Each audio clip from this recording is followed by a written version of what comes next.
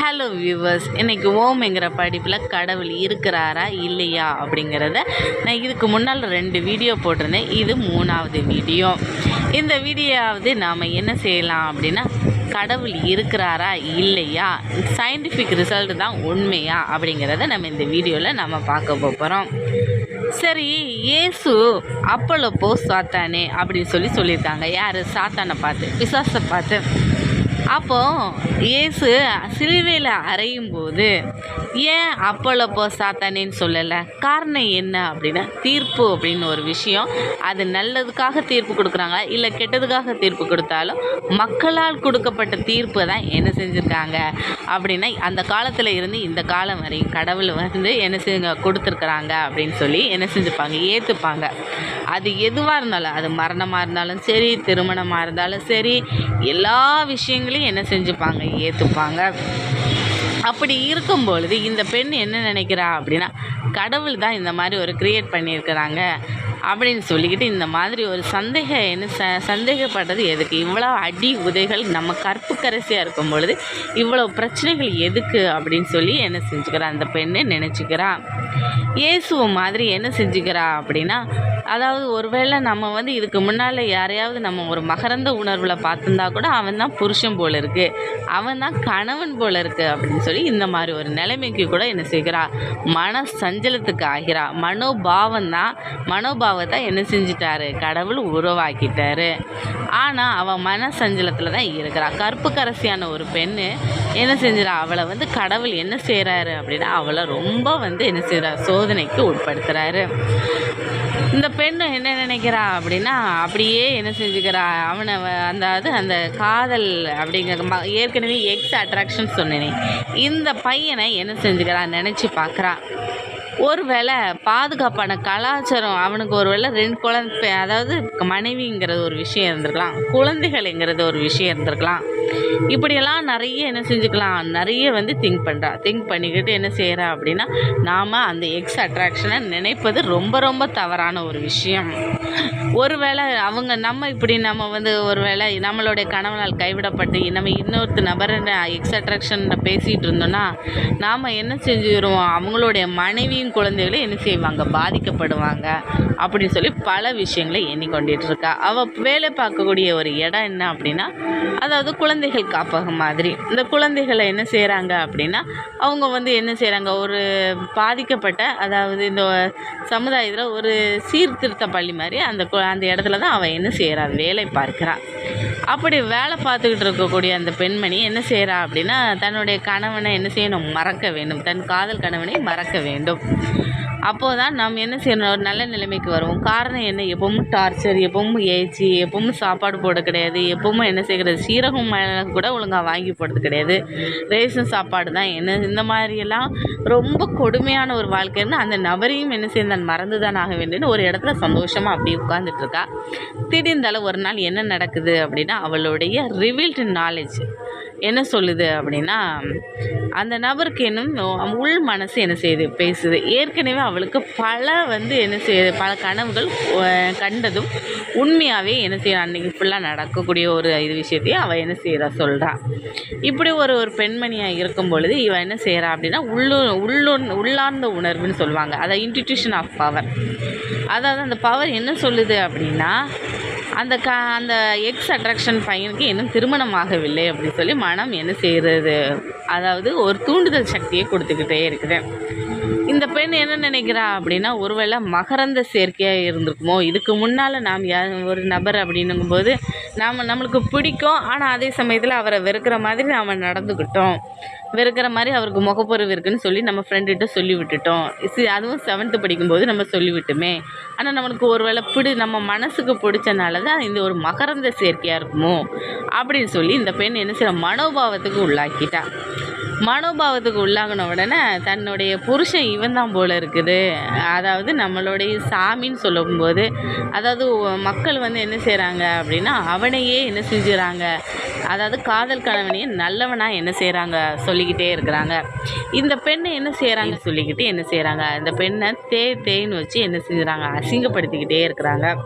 அவள் கோயிலுக்கு போகும்போது அசிங்கப்படுத்துகிறாங்க, அவளுடைய ஒவ்வொரு ஆக்டிவிட்டீஸ்லேயும் எங்கேயாவது போகும்போது இந்த மாதிரி ஒரு வேலை என்ன செஞ்சுறாங்க சொல்லி சொல்லி அசிங்கப்படுத்திக்கிட்டே இருக்கிறாங்க. அப்போ உண்மையிலேயே நம்ம தேய்தான் போல் இருக்குது அப்படின்னு சொல்லிக்கிட்டு இவளை என்ன செய்கிறாங்க, அவளுக்குள்ளேயே ஒரு அவளுக்குன்னு ஒரு கணக்கு போட்டுட்டு என்ன செய்கிறா, அவளுடைய உள்ளார்ந்த உணர்வில் என்ன செஞ்சிட்ருக்கா, இருந்துகிட்டு இருக்கிறா. இப்படி இருக்கக்கூடிய ஒரு பட்சத்தில் அந்த பெண் என்ன செய்கிறா அப்படின்னா, அப்படியே இது நம்ம ஒவ்வொரு விஷயமும் அவளுக்கு உள்ளார்ந்த உணர்வில் நடக்கக்கூடிய ஒவ்வொரு விஷயமும் உண்மையாக தான் இருக்குமா சில சமயங்களில், அவளுக்கு அப்படியே நடக்குமா.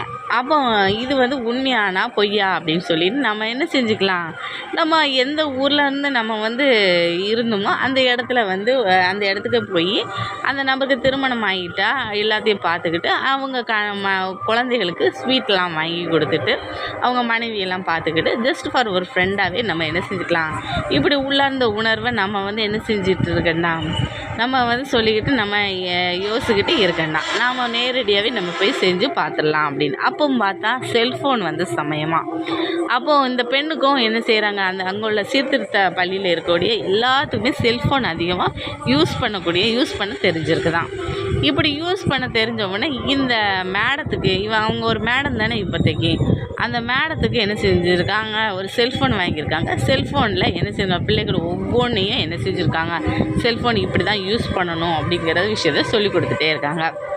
அப்போ இந்த பெண்ணுக்கு இன்ட்யூஷன் பவரில் இந்த மாதிரி ஒரு விஷயத்த தோன்றின உடனே இவங்க என்ன செய்கிறாங்களாம், உடனே சரி நம்ம ஏன் நேரில் போய் பார்க்குறோம், நம்ம இதில் அந்த பெண்கள் சொல்லிக் கொடுக்கும்போதே யாரெல்லாம் உண்டுமோ இந்த உலகத்தில் எல்லாத்தையும் இந்த ஃபேஸ்புக்கில் பார்க்கலாமா அப்படின்னு சொல்லி இந்த என்ன செஞ்சுருக்காங்க, அந்த பெண்ணுக்கிட்ட அந்த காதல் மனைவிக்கிட்ட என்ன செஞ்சுருக்காங்க, பிள்ளைகள் சொல்லியிருக்கிறாங்க. அவங்க வேலை பார்க்கக்கூடிய இடத்துல உள்ள பிள்ளைகள் சொல்லியிருக்கிறாங்க.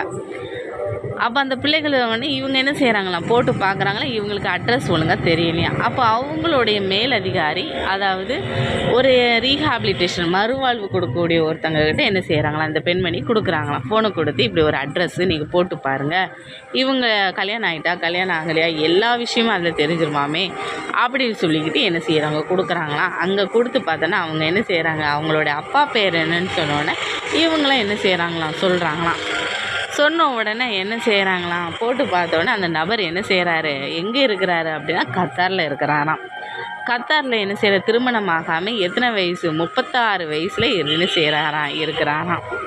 அப்படி 36 வயசில் ஏன் திருமணம் ஆகலை அப்படின்னு இந்த பெண்ணுக்கு என்னடா ஒரு பக்கம் ஒரு அமேசிங்கான ஒரு ஆச்சரியமான ஒரு விஷயமாக இருக்குதே அப்படின்னு சொல்லிக்கிட்டு இந்த பெண் என்ன செஞ்சிட்ருக்கா அப்படின்னா, உடனே என்ன செஞ்சிருக்கா, happy marriage life to you அப்படின்னு சொல்லி மெசேஜ் அனுப்பேன். காரணம் என்ன அப்படின்னா, ஒருவேளை வேறு யாரையாவது காதலிச்சுட்டு இருந்திருக்கலாம், இல்லை கல்யாணம் பண்ணக்கூடிய எண்ணத்தில் என்ன செஞ்சுக்கலாம் இருந்திருக்கலாம் அப்படின்னு சொல்லி அனுப்பி விட்டுச்சாலாம்.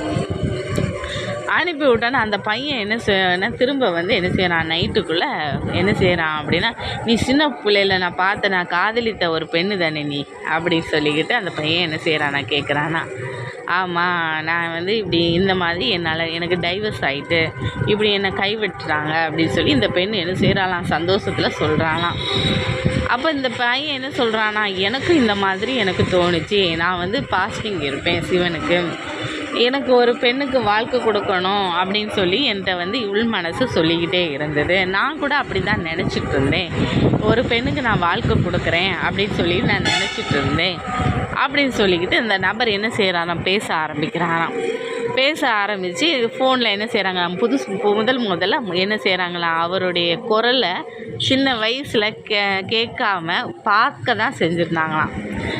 அதாவது அந்த வயசில் தான் என்ன செய்கிறாங்களாம், திரும்ப கேட்குறாங்களாம், அந்த அவங்களுடைய குரலே கேட்குறாங்களாம், விஜயோடைய சவுண்டில் என்ன செய்கிறாங்களாம், அவங்களுடைய குரல் இருக்குதான்.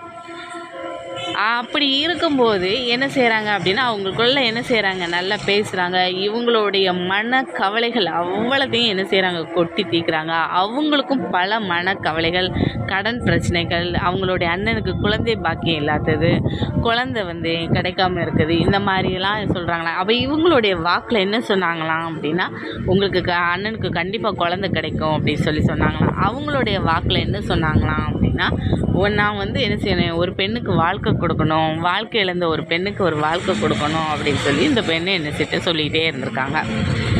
நாளடைவில் 2 பேரும் பேசிக்கிட்டே இருந்திருக்காங்க. சரி, இது வந்து அந்த காலத்தில் உள்ள மகரந்த சேர்க்கை, நம்ம தான் தவறு செஞ்சிட்டோம் அப்படின்னு சொல்லி இந்த பெண் வந்து கன்னி கற்பு பாதுகாப்பான கலாச்சாரத்தில் தான் என்ன செஞ்சுது, தர்ணா போராட்டத்தில் ஈடுபட்டுச்சு. ஆனால் திரும்பியும் தேய் வச்சு உலக மக்கள்லாம் பேசுனாங்க. கடைசியில் பார்த்தா இந்த பெண்ணும் திரும்பியும் என்ன செஞ்சுட்டு, இதுதான் ஒரு மனோபாவம் போல இருக்குது அப்படின்னு சொல்லிக்கிட்டு இந்த பெண்ணும் என்ன செஞ்சுருக்கு, நல்லா பேசிக்கிட்டு அந்த பெண்ணை என்ன செய்யுது, நல்லா நம்மளுக்குன்னு கடவுள் வந்து செட் பண்ணியிருக்காங்க. நம்ம வந்து அதுக்கு முன்னால் ஏதோ தவறு செஞ்சுருக்கோம் அப்படிங்கிற ஒரு மனோபாவத்தை உண்டு பண்ணிவிட்டு 2 பேரும் நிறைய நாளடைவில் பேசியிருக்காங்க. கணவன் மனைவியாக பேசியிருக்கிறாங்க. இப்படி 10 வருடங்கள் கழிந்து 38 வயது அந்த பெண்ணுக்கு 28 முடிந்து 28 வயதில் தொடங்கின ஒன்று 38 வயது வரையும் பேசியிருக்கிறாங்க.